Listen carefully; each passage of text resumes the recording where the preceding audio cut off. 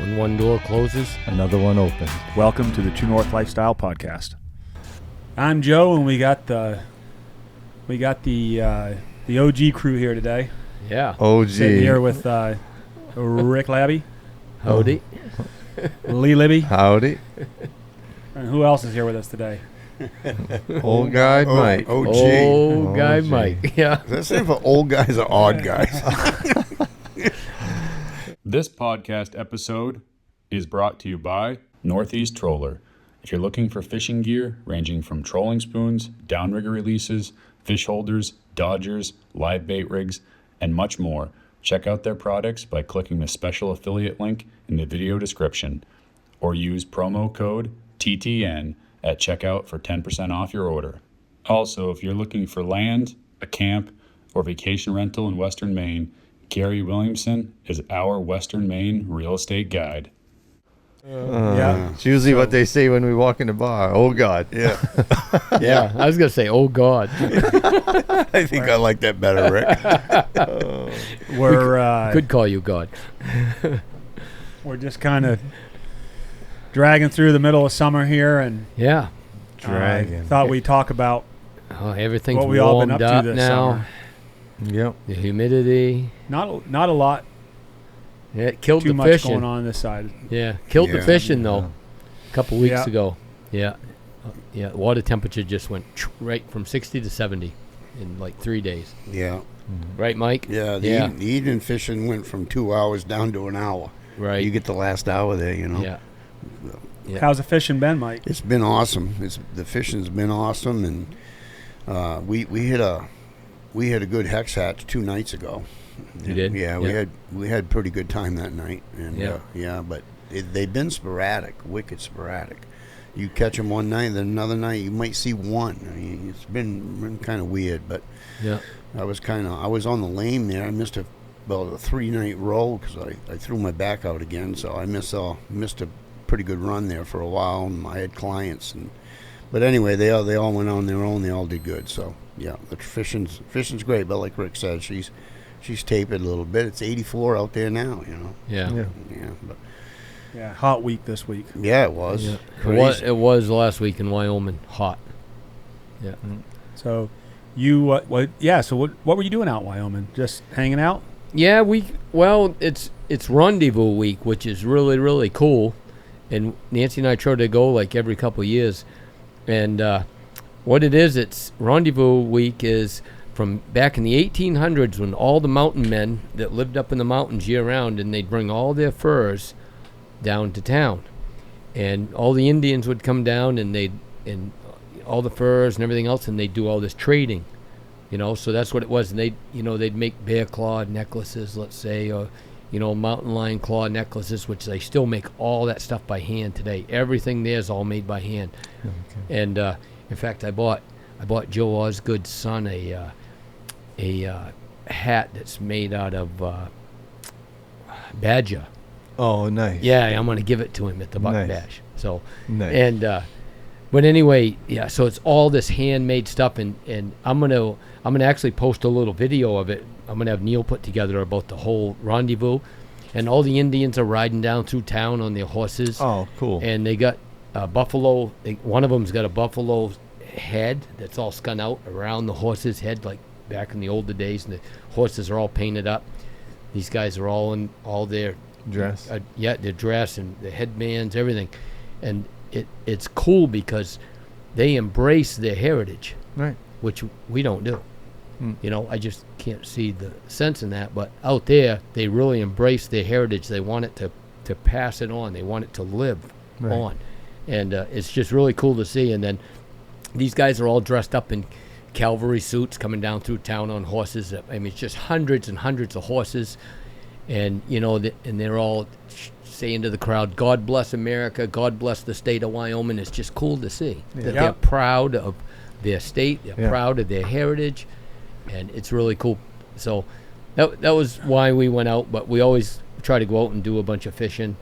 So I hiked into one of my favorite mountain ponds, which there's about 10,000 of them out there. So, and a lot of them got the same name when you change mountain ranges. Right. So, Is it all Is everything out there native?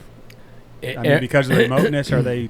Everything out there years and years ago, and I can't remember this guy's name, but all of these mountain ponds and all that wilderness up there, and I've had multiple guys tell me the stories that there was a guy, and I wish I could remember his name, but he stalked all of these mountain ponds with a backpack years ago. Yeah.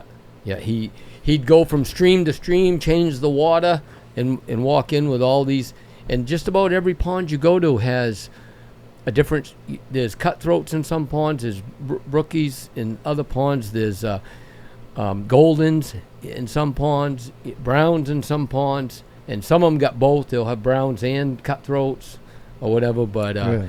yeah, and it's funny because like you go to one pond and it's like around here, all about the feed, right? And the depth of the pond and the water quality and all that. And these brookies in this pond, you'll catch 3-4 pound brookies out of this pond. And I had a little video there, and I was catching 19-inch brookies right offshore on a spin casting rod. And you go to the next pond a half mile through the woods, and all the brookies are 12 inches long. So it's all about that feed and the structure of that pond. And this one, it's right full of lily pads and weeds. The one that carried the big fish. The big fish. And how deep is it? Do you know? I'd say it's probably 20 feet at the deepest. Yeah, and there's a dam at the end of it. A lot of these. And how big are these ponds?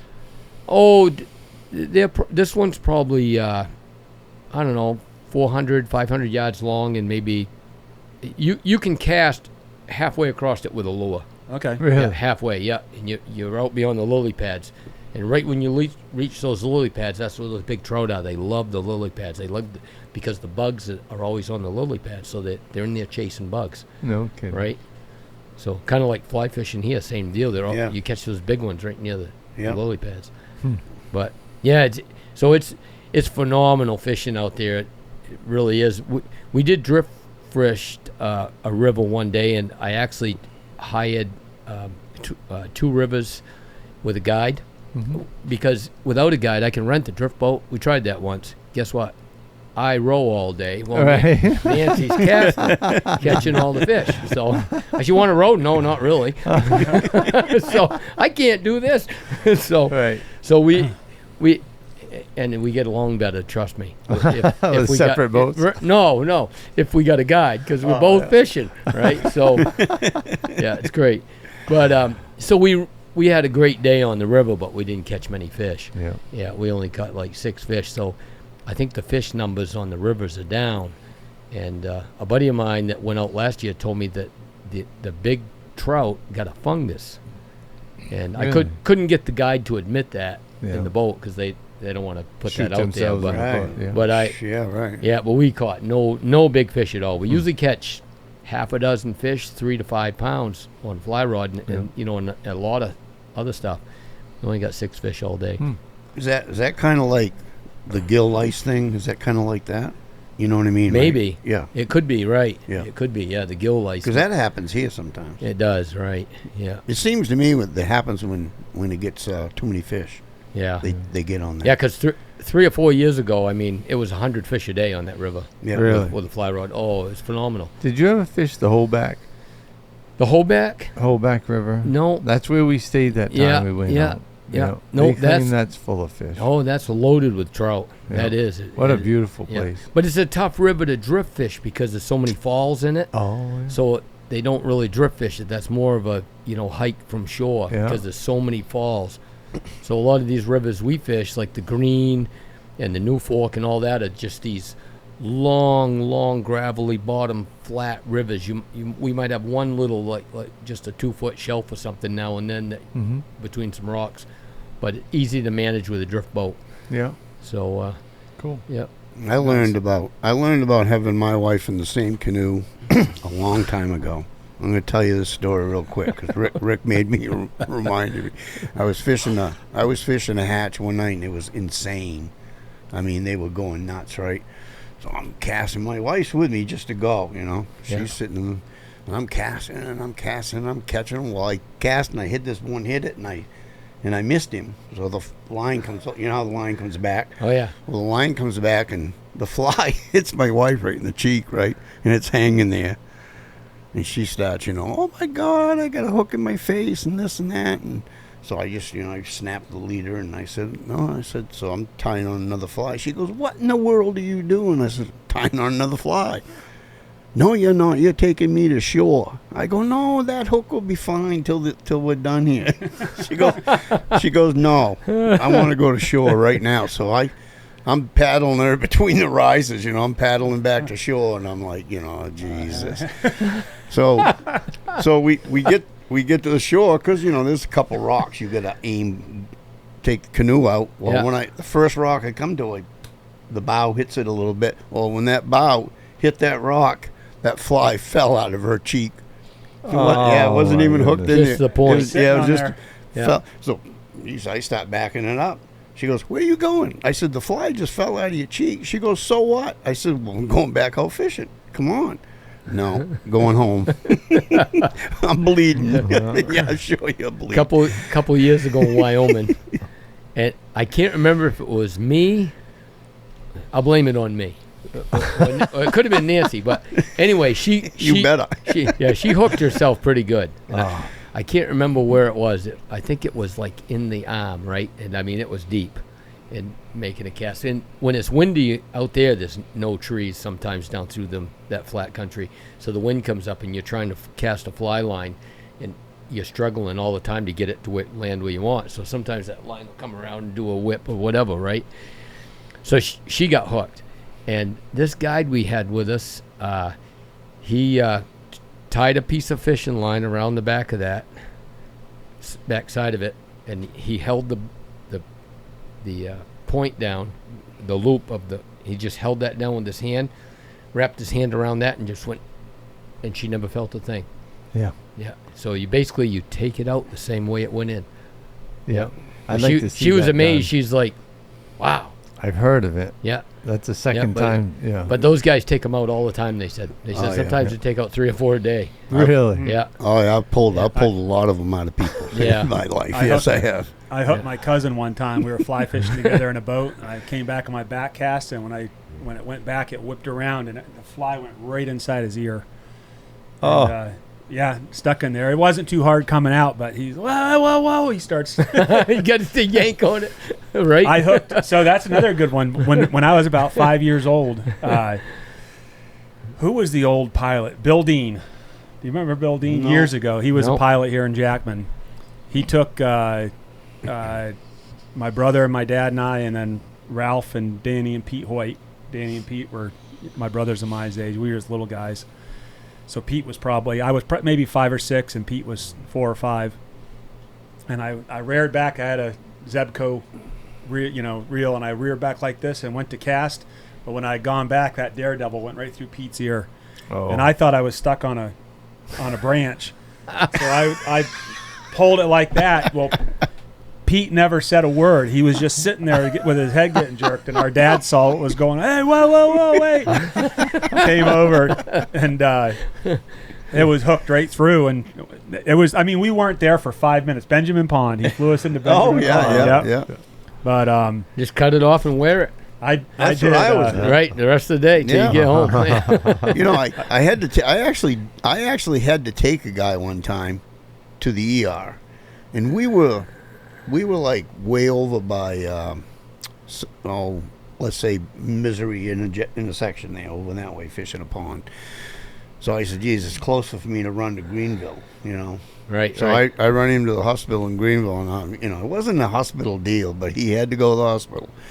So I run him over there, and I was sitting there and waiting for him. And the girl in the hospital told me that it's common to get up to 35, 40, 45 people a year with hooks in them. Really? Over on Moosehead, I think so. Yep, in that ER. I'm thinking to myself, Yeah. holy cow, that's a lot of people.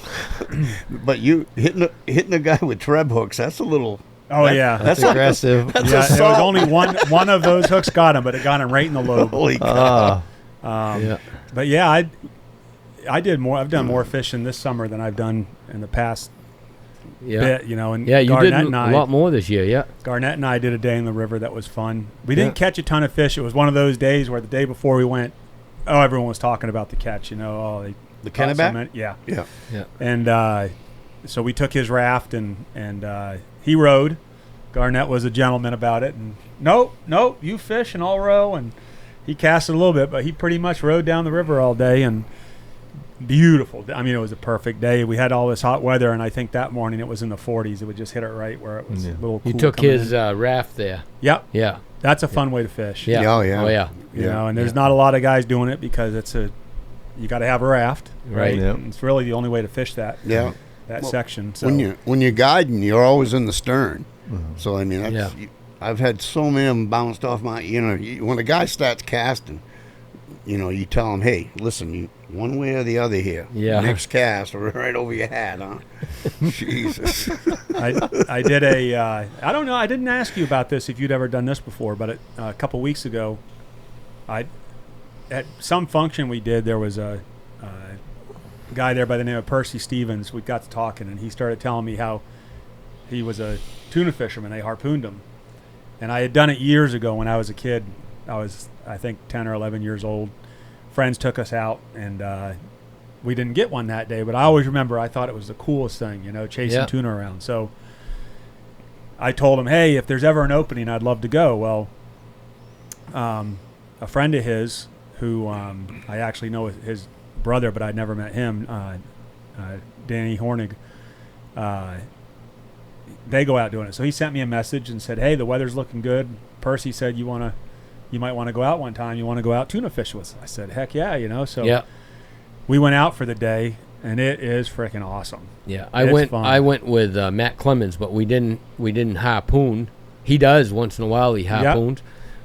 We went with rod and reel with Balloons? Yeah, with balloons, right? Yeah. The harpooning is the closest thing that you're going to get to hunting. Yeah. On the water. Oh, absolutely. And, yeah. And so it was we got one tuna that was I think they figured live weight it was 106 inches. They were thinking it was probably a 550 to 600 pound fish. Wow. So you got one the day you went? Yeah. Wow. Oh, wow, that's cool. awesome. We man. missed. It Yeah. was Huh. Timmy was the captain. He owned the boat, and he was. So what I found out is because everyone wants to harpoon, right? Mm. When you're a guy, especially if you're a hunter or fisherman or whatever, you want to be up there with that harpoon because it's like everything else. You're watching someone else do it, and you're thinking, I want to try it. I want to see what it's like, right? Yeah. But you're out there in that pulpit, and it's way out. It's hanging out there far. So it was a super flat day, but every little bit you're going up and down. Obviously, that's affecting, but. We had quite a few chances. He had a little off day with his harpooning. We could have. I mean, we had the opportunity. We could have limited it out, which is 5. Wow. We were that's seeing a unheard lot of. We were seeing a lot of. There was a lot of guys getting them that day. There was a couple guys that limited out. But Holy cow. ton of fun, man. Yeah. I mean, it was a blast. Those guys are great. And the thing that I got out of it's a lot of times there's just 2 guys that go. You got the driver, and they call the guy with the harpoon the striker. You get the driver and the striker, and it's usually just the 2 of them. Yep. And so I was just along for the ride. I filmed it. I think Neil's going to be putting it out soon. I did a little video Yeah. of the day we went, but That's going to be cool. I told I sent it to Danny, and he's like, you're welcome back next year. We'll do it again. So I want to bring like a real videographer because I had all these afterwards. I'm like, I had a GoPro with me, but I'm filming with my phone. And I'm like, why didn't I give Timmy that GoPro up on the front of the boat and get that That would have been cool. point of view? So Right. Somebody's done that by now, I bet. oh, there's all kinds of videos. Yeah. But Stephen Morse asked me to go. Oh, did he? Yeah. Yep. Anytime I want, he said. He's a great guy, Steve. Oh, yeah. Wicked good He guy. is a good guy. you want to get like I just haven't had time. the limited, going out that one day. Obviously, it's got to be a calm day. Right. If you're going to chase him, you want a nice flat day.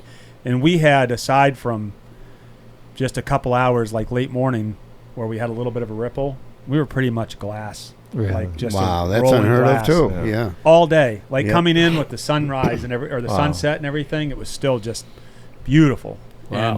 And we saw, That's sharks crazy. and whales and That's awesome. sunfish. Yeah, We crazy. saw everything Yeah. that day. That's the best part about going on the ocean like that is seeing all the other stuff. Never I- know what you're It going to is. see. I love that. Yeah. Yeah. I was a striker once, way back in the 70s. Yep, Custom House Wharf. Remember, you know where that is in Portland? A friend of mine owned a fish market there, Yeah. and they used to go out. They used to go out tuning. Well, they take us young kids, and put us up in the thing there, and because we had better eyes, and Right. they'd stay and drink. So, Course. so I'm up there because I'm like, I'm gonna harpoon something, man. I'm like 17 years old, and I'm gonna get something here. And I'm like, well, I'm not kidding you. I surfed. There was one. I thought it was a tuna. It was right beside the boat. The thing had to be like 10 feet It's a long. sunfish. Yeah. Well, come on, Joe. Why you ruin my stories all the time? Sorry, Mike. But I didn't no, really think it was going to be truth be known, it wasn't a sunfish. And so I'm yelling and screaming, "Hey, get out here! Get out here! You guys, get out here! I'm gonna do it if you don't get out here." So I call it snag it out. They come staggering out, and they're going, "Oh no, don't get off! They'll do it." It was a nurse shark, huh? Oh yeah, They go yeah. nurse shark. They get huge, huh? Huge, yeah. So they just lay on the top and eat plankton. I found out afterwards, right? Something like that. Well, anyway, yeah. So it was just laying there. And I was gonna stab it one. Good thing I didn't. Huh? But that was my only day as a striker in my whole That was life. just it. Yeah. There are some sharks that they're legal, so they use them for practice a lot of times. Oh, do they really? Well, if they get someone new, fishing for a shark with it. Get a dummy like me on there. Just harpooning something would be fun. Yeah, exactly. Yeah. That's my theory. Almost like arrowing a deer, Yeah. right? But that's and it's it's one of those things that a lot of people don't do. A lot of people don't even know they do it. Right. But man, it was cool. Well, they Looking brought forward to it. going back. They brought it back with a TV show. There's a TV show now, right, where they harpoon them. Really? Yeah, I don't I know. think there is. Yeah, there is. Yeah. But Cool. Be like Tim. That is cool. Be like Tim Wells harpooning buffalo and grizzlies. and moose. Yeah. Yeah, With He a stuck spear. one in a moose with a spear. Yeah, I saw was- that. Yeah. Is that what you're going to do this year, Lee? Nope. No. Someone got drawn That was this a quick year. answer. Yeah. I'm not going to harpoon shit. So, Lib, what's your plan anyway? You got drawn, man. Yeah. He's got his moose trailer almost ready, he told us. Oh, is it? Oh, yeah. Yeah, She's his ready. living quarters. Yep. I don't know. Should be good. I mean, this will be year 5 for me in that zone guiding. Yep. And it's kind of funny because we had a big plan for the True North. We were going to start guiding this year and me doing the outfitting thing. And all of a sudden I got called and I'm like, well, sorry. But it was cool. I guided. Don't need to guide all the time. Yeah. I'm still going to help some friends out. A gal, Kate. Cody got drawn. And I guided her brother and father 3 years ago, I think, in Zone 7. And her and her brother killed a bull with me, and that was just the coolest thing.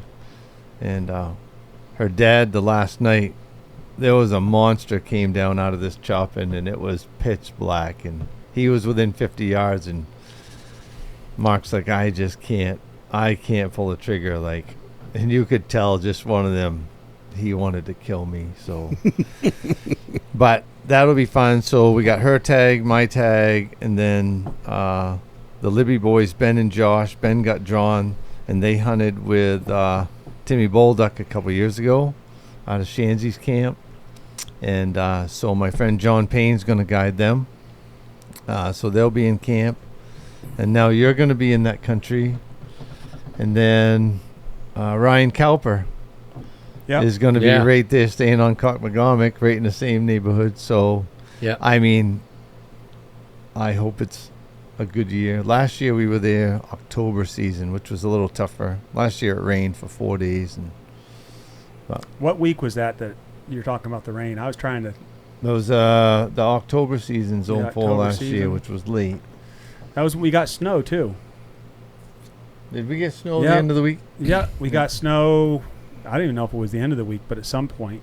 Yeah. I remember we had tracking snow one of those days. It was Maybe a Tuesday or miserable week. Wednesday. Miserable week. Yeah. I'm trying. I don't remember it raining that much last year. I'm Was trying it to think back. the second bull season? Yeah, second bull okay, season. yeah. Yeah. I don't remember either. Yeah. No. That's not saying much because I just don't remember it. I don't remember. Yeah, I don't remember what I had for breakfast. Should be fun. I mean, we're going to do, I got the last weekend in October, we'll be scouting. And then September we'll be scouting, obviously. But I want to do it on the water. I think I want to shoot one out of a canoe No kidding. and get it on film. I got one over there. It's kind of funny because, you think, oh, it's obviously a different moose, but, after 5 years, you start taking enough pictures and you're like, all right, I remember you and I remember you. Right. But there was one over there on this deadwater piece that we tried to sneak into twice, and I was explaining it to somebody the other day, and if you're a moose and you're standing on deadwater and it's 4 o'clock in the morning, you can hear a pickup truck for miles. And then all of a sudden that pickup truck pulls up within 300 yards and it stops and shuts the door, and like obviously you're on alert, and then all of a sudden daylight comes and halfway between you and the pickup truck there's this strange moose call. You know what I mean? Those guys aren't that stupid. And Right. So I thought this year if I could just get in and be right there at daylight on the water, Yeah, it's fun. Yeah. Fun hunting out of a canoe. Not that you couldn't call one to a road and Yeah. shoot it, No, but no. I just think it'd be neat to do something Yeah. different and get it on film. One But th- again, we talked about the anticipation. And You mentioned that, so fishing on Brassway this spring quite a bit. I was fishing for trout, and the moose sign around all those shores, because Yeah. I mean Brassway's got wicked habitat, being a dammed up lake with all the stumps and weeds. Yeah. And, it's shallow. The moose sign, and there's so many coves and little fingers and all the little brooks, and it's like wow. Yeah, I like it there in the summer. Yeah, guy with a jet motor. yeah. Could, I mean, some of the places we set cameras are 15 feet from these boggy beaver flowages, and they're beaten right in. yeah, Just beaten right in. living there. Yeah. I didn't know that. It was kind of a bonus for me. That I didn't realize you were going to guide this year. Wasn't sure anyway. Yeah. And Yeah. I see you're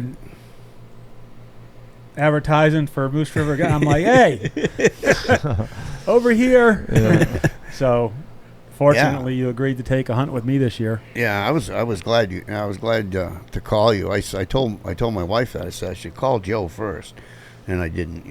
I put that post up anyway. But Yeah. yeah. So yeah, Zone 8 with you. That's going to be a good week. Well, we got 5 or 6.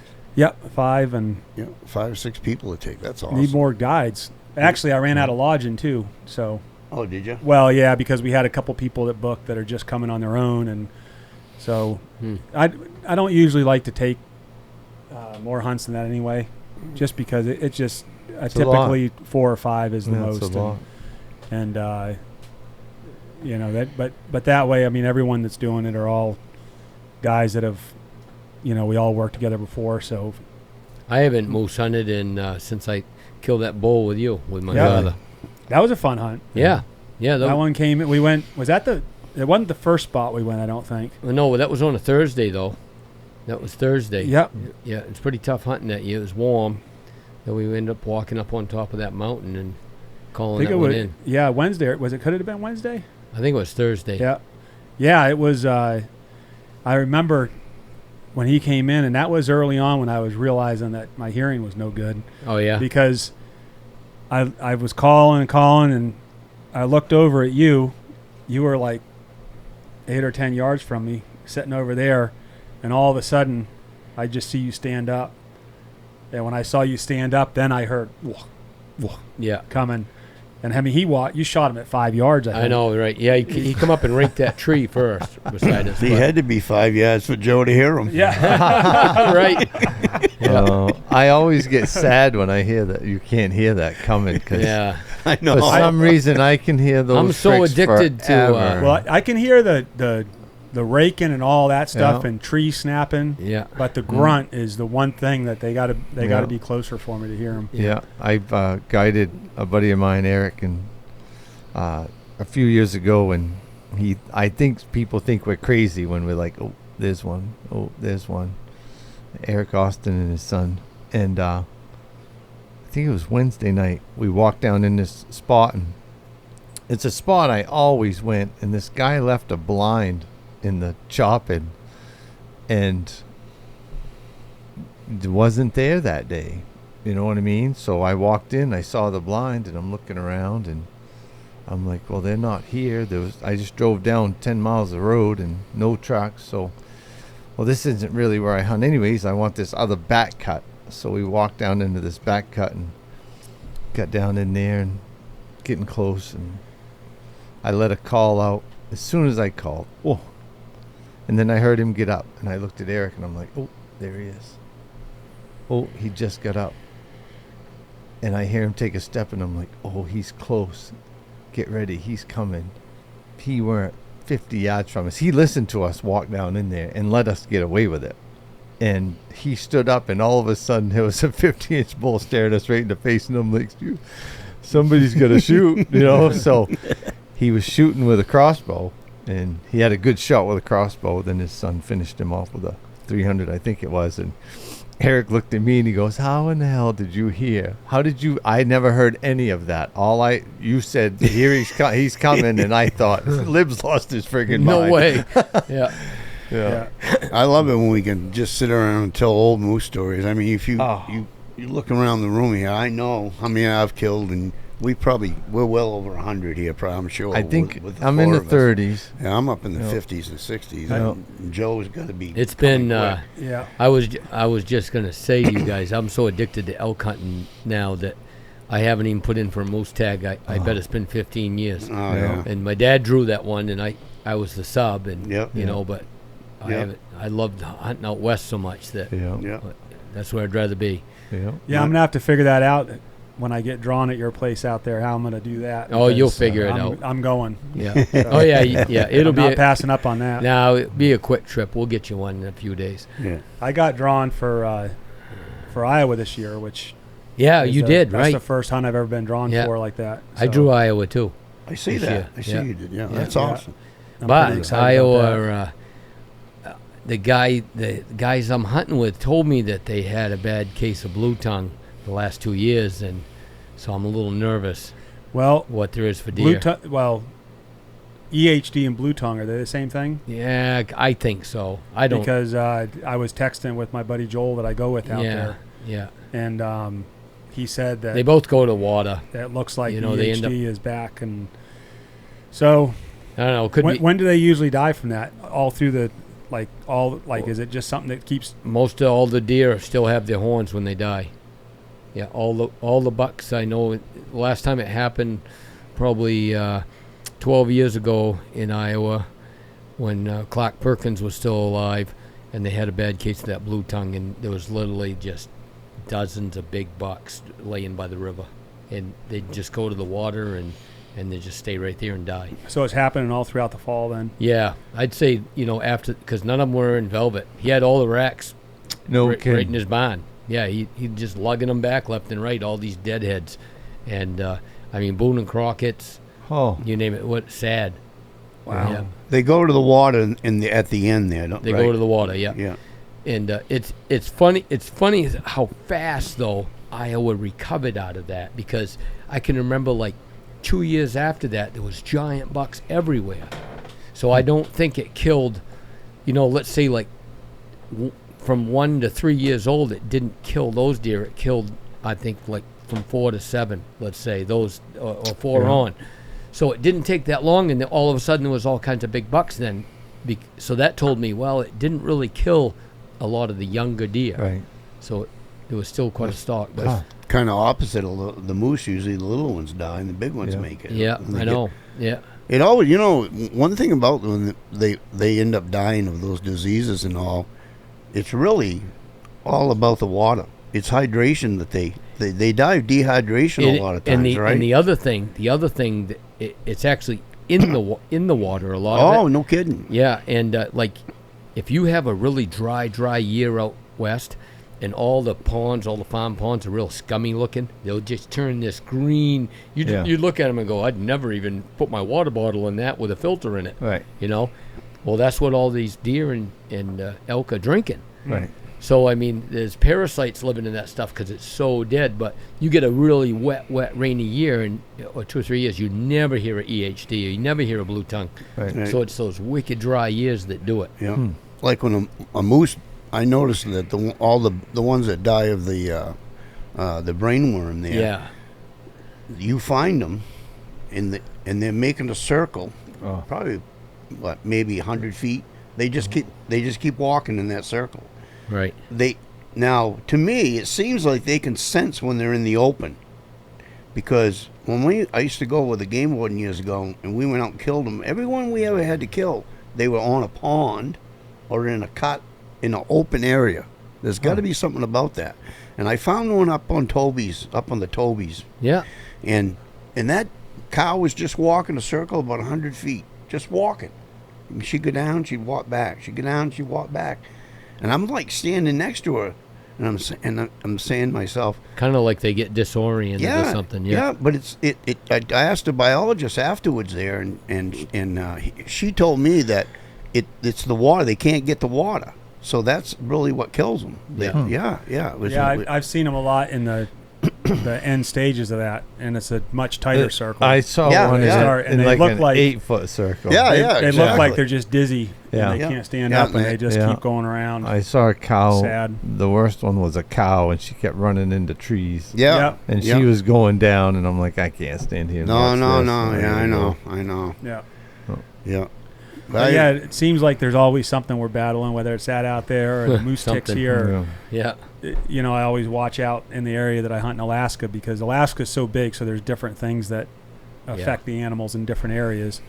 And out there, it's like, well, for the moose, it's wolves. I mean, the predators in general. If the snow's deep, the calf mortality is going to be high, because they got wolves, black bears, grizzlies. I mean, they got three major fighting predators all the time. Just, especially when the snow's deep. Or a few years back, they had a year where the crust, they were getting a lot of warm weather and rain, and then freezing up, so the crust was wicked, like really hard, and the sheep took it hard. The Dall sheep took it hard because they couldn't get to their feed. They couldn't get through the crust to get to the feed, and that hit them bad. But it's always something, no matter where you go. There's nature, something coming in, and it's brutal. I know. I'm always putting in for all these tags, for like the last 12, 15 years I've hunted out west, and I'm always trying to do some research, but that was back 7-8 years ago, when you could draw almost every state with 1 or 2 points. So you could almost plan, okay, I'm going to hunt Iowa next year, I'm going to hunt this Oregon the next year after that, Wyoming that year, and you could kind of plan it right out. Now it's a guessing game, because every year with this point creep, it's going up. So I'm at 5 points now to draw a tag in Wyoming, which 5 years ago I was at 1. Really? Yeah. So now it'll be every 5 years before I draw a elk tag where I want to hunt. No, I thought it was 3. It was. Yeah. Yeah. 2 years ago. Then went to 4, and this year it's 5. Yeah, I'll be waiting a while. Yeah. Well, there's another little science. I've got it pretty well figured out, drawing tags out of these states out west, and there's other ways. There's to the game. Yeah.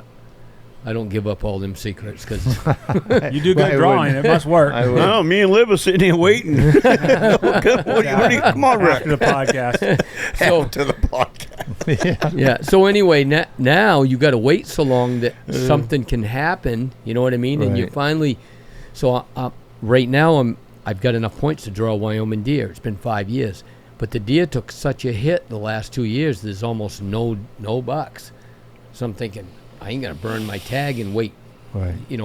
Spend the whole week out there to hunt, not kill a big buck, and wait 5, maybe 7 more years to draw another tag. So I'm just kind of waiting to see what happens. Still putting points in. So what's the mule deer situation for as far as out west? That's a draw also. That's a draw. Almost every state's a draw now. And do you have to wait as long for that too? Yeah, in places. Yeah. Is the elk draw and the mule deer, you can put in for both of those, and they're completely separate? Yep. Yeah, you can put in for both of them. And I used to get drawn for both at the same time, like every year. And so I'd kill an elk, then I'd just drive up to Bondurant, and I'd just hike up in those mountains every morning and kill a nice mule deer. Yeah. And so now if I can do that 4 more times the rest of my life, that's probably going to be it. Yeah. In the next 20 years, I'll be 80.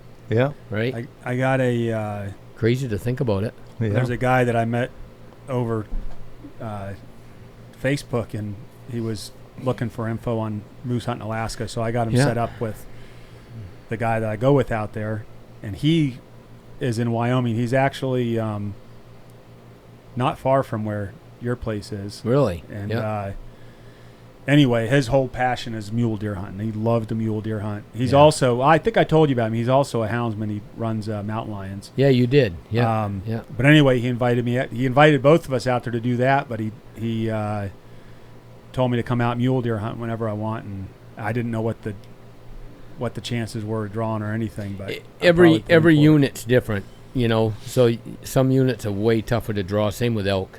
So Yeah. you know, which a unit that's usually easier to draw has less public access. It still might be a really good unit. I tell everybody there's good deer and there's good bulls in every single unit in every state you go to. Yep. There really is, but it's all about access, you know, and how you can get onto this public land and how much public land there is, and sometimes you got to go through private to get to public, and you know, or actually, I got a couple of states I hunt, and I actually go through an outfitter because they own right up to the public land, which you have no access to that public land without going through this outfitter. Yeah. So, you know, it gives you twice as much opportunity.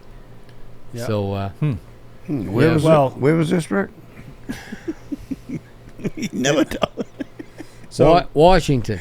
Washington. Yeah. So that was a Seattle. big deal, and the law that the whole the fence jump, the what do Oh they yeah, call the it? corner jump. crossing. Yeah, So that corner crossing. explain that a little bit. to So people. the corner crossing is basically like the point of this table. You got a piece of land here, and then a piece of land over here, 90 degrees, and then you got a piece of private here and a piece of private right there.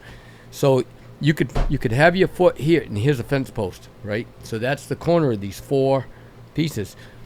Your foot cannot go in the air because there's such a thin line. There's no way your foot could pass over this to get onto that public, from this piece of public land to that one. So they automatically said, okay, you're trespassing. Kind of crazy, right? But that's the way it is. And so there's a line, and they said, okay, that line's I think they said it was like 200 feet high or something like that, whatever an aircraft could fly. So there's no way you could do it. So those guys went out with a step ladder, okay, one of those, what do they call them, the Mr. Big ladders or whatever. You fold them. Little giants. Little giant, right. Yeah. So they went out with one of those, and they just set the bottom here and the other two over there, and they went up over the ladder, and I love it. They handed all their gear, and they go, we're going to hunt this piece of public land. We own it. It's our land, right? All public land belongs to us. Mm-hmm. And there's millions of acres of it out west. And so this rancher that basically had all this public land to himself because nobody could ever get to it, and so with all these giant elk on it, and it was all for him and his buddies and clients, whatever, to hunt, and nobody was ever allowed on it. So these guys come in and said, yeah, we're going to hunt it, we're going to use a ladder, and we never touched your land. So luckily for those guys, they had a ton of backing from donations to help them out. Millions it cost them, and they were like a year and a half of court. So anyway, finally they beat it. So Nice. now we can actually go with a ladder. You still can't step, but you can go with a ladder and go onto one piece of land to the other. Nice. So I don't know, I'm not 100% sure what the height is, the limit, Yeah. but before that, the only way you could hunt that public land was by a helicopter, right? So you'd hire a pilot. Like I'd go down into Pine Knoll, Wyoming, and say, hey, can you fly me over to this piece of public, and I could glass from a distance. Let's say there was 2 giant bulls on that. Yeah. So fly me in. So he'd have to fly me in. You couldn't hunt that day. Yeah. So I'd have to stay overnight, camp on that overnight, fly me in with my gear, drop me, then get up and hunt the next day, and then he'd call him or whatever, and he'd come pick you back up. No kidding. Up until now, that's the only way you could hunt these corner crossing. They call it checkerboard because that's Yeah. what it looks like. It looks like a checkerboard. You get black, white, black, white. So Josh Tripp yeah, told me of a video. It's one of the best hunting videos, and I wish I could think of the name. I'll come up with it, but I'm sure if you did a search, this guy takes this whole situation you just talked about. It was a piece of public land that could not be accessed by the public. yep, And so, obviously, there's a lot of big animals in there. It hadn't been hunted. except for the guys that have all the private land around them. So this guy, it was his mission to learn how to fly a powered paraglider. So he bought one, learned how to fly it, flew himself in there, and shot this big elk with his bow. And it's one of the best stories and productions, like video. I mean, just a really, really good video. That's cool. And So how do you get that elk out? Helicopter? Yeah. Had to have. I wouldn't think you'd be able to pack that out on a paraglider. No, yeah, you could. No, it's a wheeled two-person.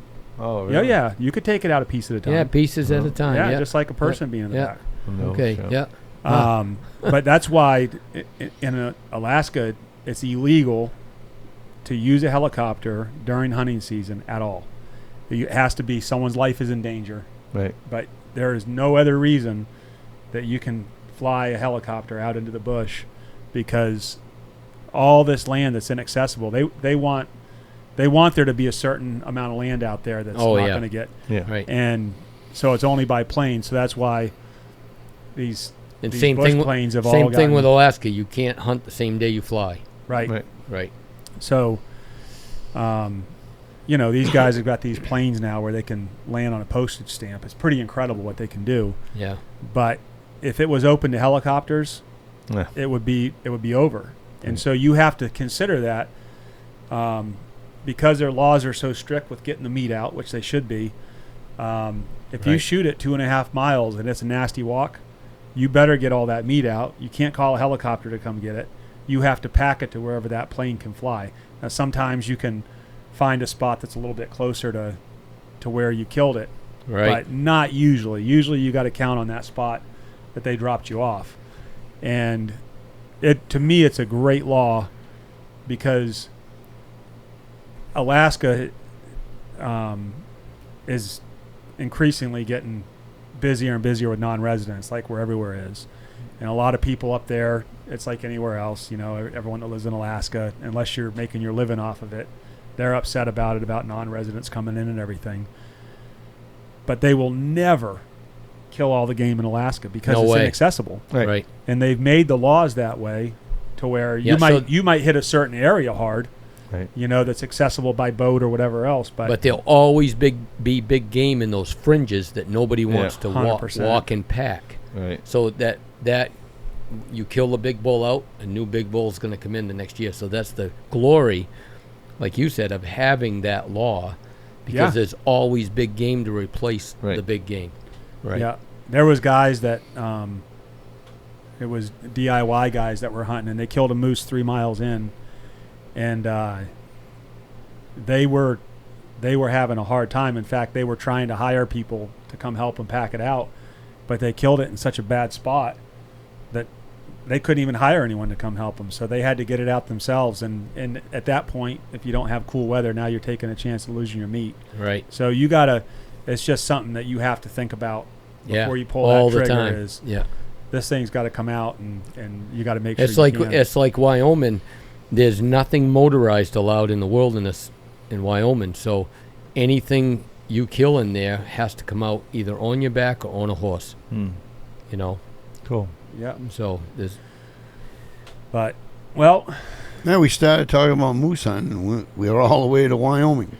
I told you we we haven't talked about snowmobiling yet. Well, we're gonna save that for another time. Yeah, let's save that. Did you sell your sled yet? Which one? I don't know. You had one for sale. Here we go. Here we I go, don't know. Joe. Here we No, go. I haven't.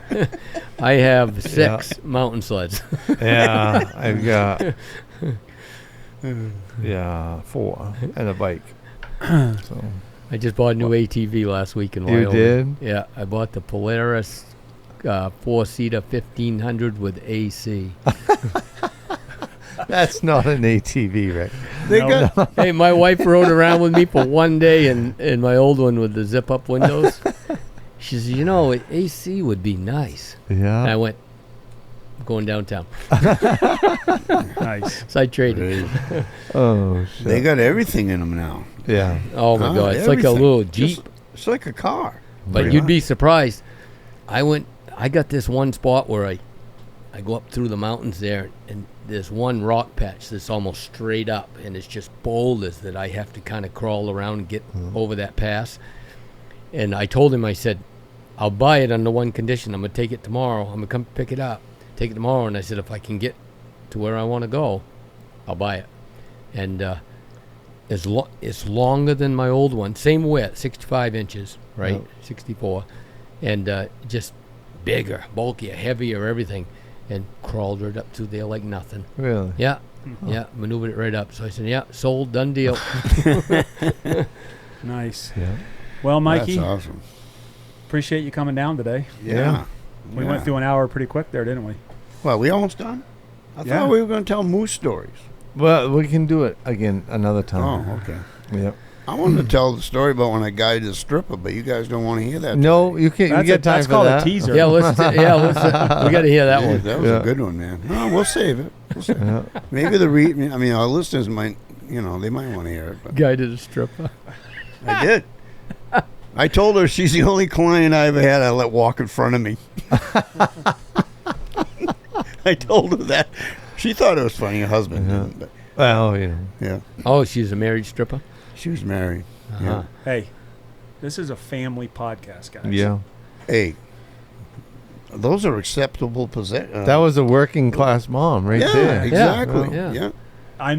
She it was was married. fine while we were talking. I was just worried Blue-collar. about where it was going. Well, she No. was married, too. No, you know? it was like, everybody you guide, when you get up Monday morning, I'm going to shoot me a big 50. I ain't leaving here. I'm going to shoot a 50. So they were like that. We want you to get us a big one, Mike. They get us a big one. At 9:30 of the first morning, I called in like a 36-incher. We were sitting on stumps just talking, and I called in. He comes walking in. He's like, I don't know, 30 feet away from us. And I can see him talking to his, So I heard, and her name was Angel. Of course it Naturally. was. So Because Misty Dawn was yeah, it was unavailable taken. when she was born. So I said to her, I go, what did he say? He told me to shoot that bull. I go, you're not shooting that bull. I said, this was back when we, you Had some had big your bulls. picks. Big ones, Yeah. yeah. So I said, you're not shooting that. So anyway, I jumped up and chased him away. No, from now, because I did that, she's shooting the next one she sees. So I said, well, listen, we went to the spot, and I told him, I said, you stay here. Don't leave, because sometimes they come up that cut, and I want you here. So I took her down in the corner. Well, I could hear the bull down there. So I took her down there, and he was a big one. But he only had one antler. Wow. He had one good one, then he had no antler on the other side. So we're standing in the road, and I said to her, she goes, am I going to shoot that one? I go, no, you're not shooting that one. She goes, are you kidding me? I go, no, don't shoot it. She goes, my husband's going to kill me. I go, no, we won't tell him. All of a sudden, there's his voice. Tell me what? He goes. He's standing right behind us. So anyway, so we didn't shoot it, but so it was the next one that came out was she was going to shoot. So the next day was like 9 degrees, and it was like they were like bullfrogs. You could hear them. They're fighting, and I was on Braley South. I was on Braley North, up by the bogs there. So you just called them to the roads. I mean, nobody, back then. So I'm calling. I can hear one on this side that I know is a monster. And this one over here, I don't know. And they're coming. Well, that monster, I could see him behind the bog. He wouldn't come across the bog. Ugh. He's standing there, raking, big rack. So then this one steps out in the road, 38 inches. She shoots it, kill it, So anyway, Mikey Favorable shows up, right? Him and another warden. So I said, well, Mike, we got an issue here. He goes, oh, no. I go, yep. She just shot a moose with no teeth. I convinced her he didn't have no teeth. That was against the law. So anyway, Mike goes, oh, geez, I was hoping I'd have today off. He played right along with it. So anyway, she loved me at the end of the week, but her husband not so much. Yeah. They just say that, Mike, What? that they love you. Yeah, I know. But I really think They she all did. love Mike. I think she did. I really think she did. All strippers love us. That's their job. That was All right. Well, that was quite See, those are the stories we're supposed to be telling. I thought. Yeah, but we need to handle the Tito's and to shut these mics off. Hey, I gotta Anyway. give a call out. Yep. Jackman, the high school sports department is having a bass tournament in town. When? Bigwood and Long Pond. Yep. 9th of August, because that's when Huntstock is. Right, that's Yeah. that's my anniversary. Is it? The No 9th. kidding. Yeah. But anyway, that's when the tournaments is, and people that love to bass fish, come on up and bass fish and get part of that tournament and help out our sports teams, because we're no different than anybody else. We might be a dinky school, but budgets are budgets, and we ain't got no money just like everybody else. Yeah. So come up and help out, and Yeah. you'll catch more bass than you dreamed of up here. It's just full of them. So yeah, I just wanted to throw that out there so people can maybe come up and help us out and catch some bass and have some fun and fill a cooler full of beer. Kill 'em all. Kill them all. Kill them all. Yeah, I agree. Yeah. That ain't going to happen. That ship sailed a long time ago. Yeah. And now it's a resource. That's the way I look at it. You got to look at it kind of that have way. to. Yeah. Yeah, I take a lot of people. I do. They love Yeah. the fly fish for bass. I take a lot. Yeah. Yeah. So anyway. All right. Well, we Okay. just lost our second camera, so One last thing is my last seminar. I had it wrong last time. So my last seminar of the year is August 15th in Dover Foxcroft at the theater over there. So it's a 2-hour seminar on tracking bucks and closing the deal. So I'd like to see you all come over if you have a chance. We'll be over there August 15th. Yeah. Awesome. Cool. until Thanks. next time. Till next time, folks, shoot straight.